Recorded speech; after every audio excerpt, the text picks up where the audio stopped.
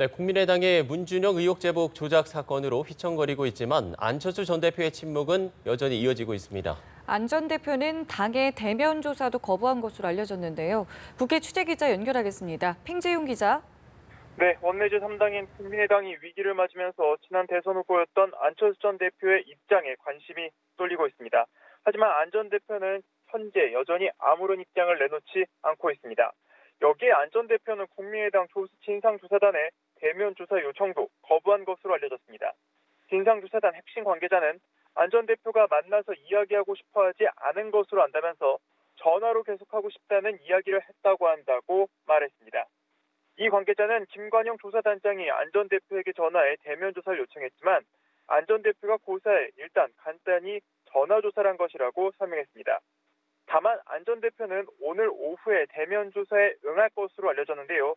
하지만 시기와 장소는 아직까지 알려지지 않고 있습니다. 조작 의혹에 따른 당내 후폭풍도 여전히 이어지고 있습니다. 일각에선 국민의당발 정계 개편으로 인해 20대 총선 이전에 양당 체계로 회귀할 수 있다는 전망까지 나오고 있는데요. 특히 안 전 대표의 정치적 책임론이 불거지면서 국민의당의 원심력을 더욱 키우고 있습니다.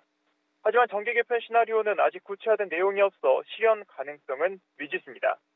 한편 국민의당 내부에서는 의혹 조작 사건의 파문이 만만치 않은 만큼 8월 말로 예정된 새 지도부 선출을 위한 전당대회를 연기해야 한다는 의견도 나오고 있는 것으로 알려졌습니다.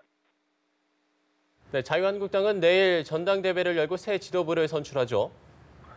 네, 그렇습니다. 한국당은 내일 신상진, 홍준표, 원유철 후보 3인 가운데 당대표를 선출하고 8명의 최고위원 후보 중 4명을 뽑아 새로운 지도부를 꾸리게 됩니다.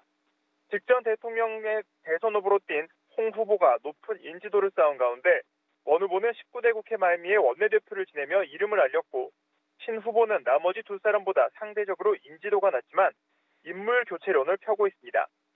이번에 출범하는 지도부는 사실상 탄핵 정국 이후 여전히 위기인 당을 추스르는 것이 최우선 과제입니다. 특히 바닥으로 떨어진 민심 회복과 함께 바른정당과의 보수 적폐 경제도 더욱 치열해질 전망입니다. 지금까지 국회에서 전해드렸습니다.